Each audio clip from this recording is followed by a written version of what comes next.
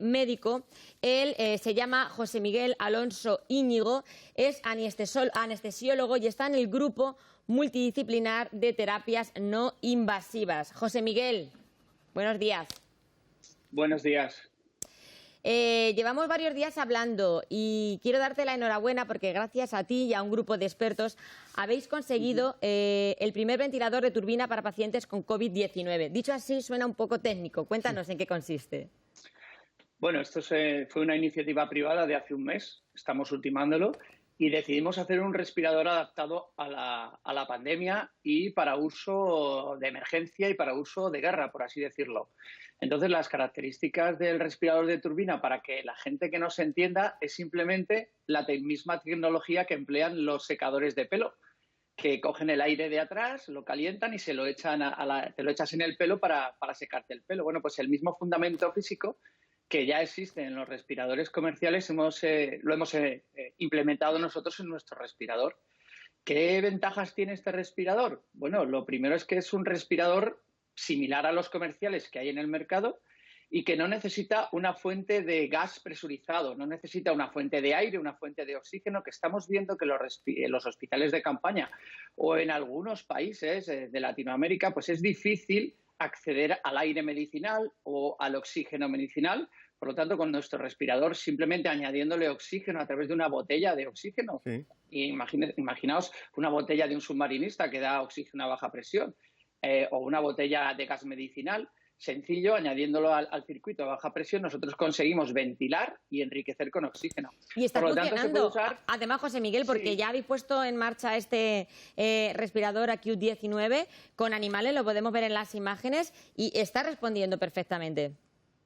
Sí, hicimos un test aquí en Valencia, en la Universidad CEU Cardenal Herrera, con un carnero. Y hicimos un modelo de distrés, es decir, provocamos a ese carnero una enfermedad o patología pulmonar similar a la que estamos viendo ahora. Y, bueno, los resultados fueron que el ventilador fue capaz de ventilar en esas condiciones, de oxigenar en esas condiciones al carnero.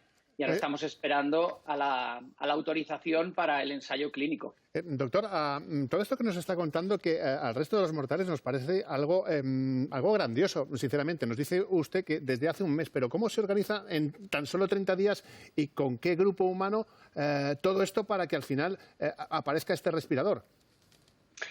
Bueno, a mí me gusta decir que es como el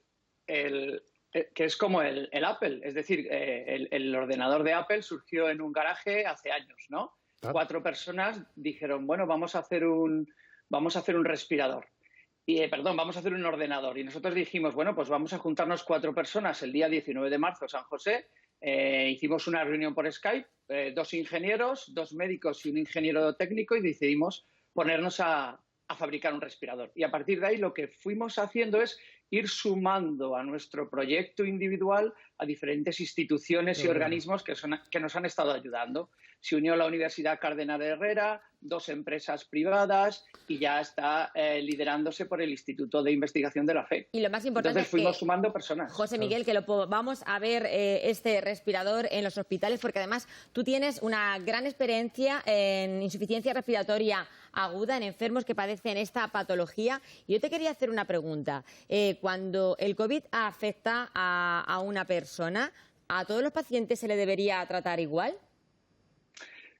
No, esto es un motivo de discusión sobre cómo tenemos que tratar a un paciente con COVID que tiene insuficiencia respiratoria aguda.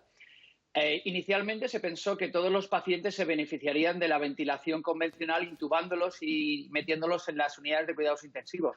La última estadística americana dice que el 80% de los pacientes que se intuban se mueren. Por lo tanto, hemos pensado que hay que ofrecer alternativas a la ventilación convencional invasiva, que es a lo que nos dedicamos en nuestro grupo de expertos. Es decir, puede haber otro tipo de terapias alternativas que pueden ser sustitutivas o no, dependiendo del caso, evidentemente. Esas alternativas son en las que lleváis trabajando ese grupo de expertos, más de 20 personas, terapias alternativas no invasivas. ¿En qué consisten esas terapias? Bueno, consiste en la aplicación de ventilación a través de gafas nasales especiales, a través de mascarillas. La gente coloquialmente lo conoce como las mascarillas que se ponen en casa para tratar la apnea del sueño, que es una enfermedad muy común. Son esas turbinas, esos respiradores domiciliarios que, modificados para que existen modelos para los pacientes agudos, permiten el tratamiento y la aplicación de esa misma CPAP en el hospital. Se puede hacer con respiradores, con sistemas no mecánicos que denominamos, etcétera. Hay diferentes alternativas. Lo interesante es que cuando no hay respiradores disponibles, consideramos que a los pacientes se les debería de dar una alternativa a la ventilación convencional. Y nosotros ofrecemos estas alternativas, integrándolo, por supuesto, todo en una terapia global. Hay que dar un soporte ventilatorio al paciente que puede ir desde una simple administración de oxígeno hasta la intubación e ingreso en la UCI.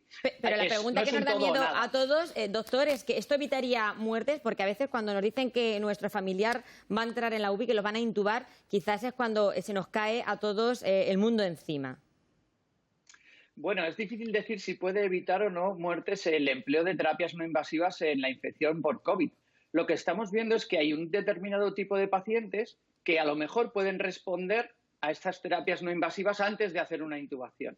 Es decir, más que cuál es la terapia ideal, hay que elegir el tiempo adecuado para cada terapia en relación a cómo evoluciona la enfermedad, porque es una enfermedad que puede ir desde unos mínimos síntomas hasta un cuadro infeccioso severo con un distrés respiratorio. Por lo tanto, yo creo que no se trata de enfrentar terapias, sino de saber cuándo se debe aplicar cada terapia en cada paciente. Personalizar terapias. Claro. Sí, nosotros hablamos de individualización de la terapia y de rotación de terapia. Es decir, en un momento determinado del proceso el paciente necesitará un sistema de CPAP, pero luego no puede evolucionar mal y requerir una intubación. Lo que hay que hacer es vigilar estrechamente la evolución de los síntomas, poner al paciente en lo que denominamos nosotros alerta ventilatoria. Esta alerta ventilatoria lo que hace es darle el apoyo ventilatorio al paciente, el apoyo que necesita en cada momento del proceso. ¿Y eso cómo se hace? ¿Cómo se hace eso? Si yo estoy en mi casa esperando con esa llamada que podemos hacer cuando tenemos los síntomas del coronavirus y cada día me va a llamar un médico, ¿cuál es el momento en el que el paciente teme por su vida y sabe que tiene que irse a urgencia? Porque eso ha sido también clave en esta crisis. Es fundamental empezar la alerta en casa.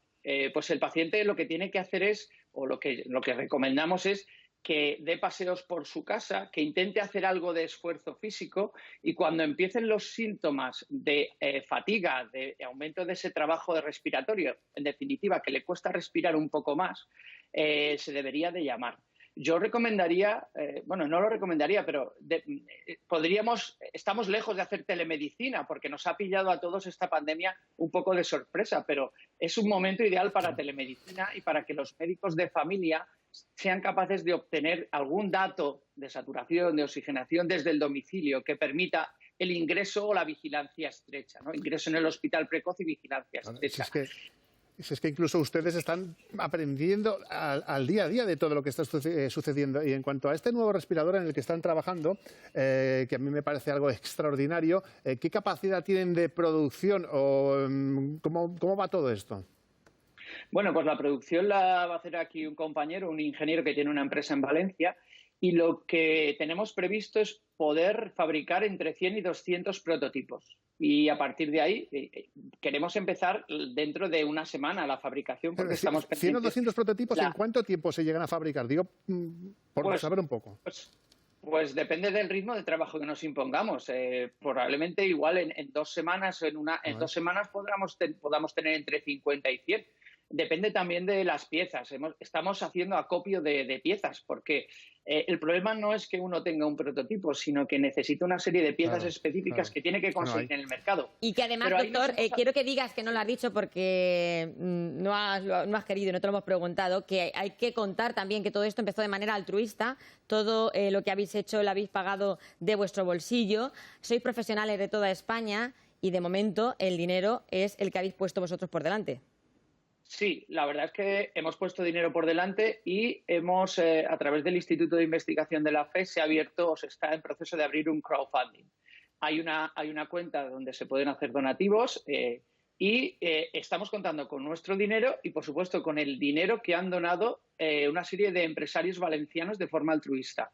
Eso nos ha permitido tramitar todo el ensayo clínico desde el Instituto de Investigación de la FE y empezar a comprar piezas para la mecanización y la fabricación de los respiradores.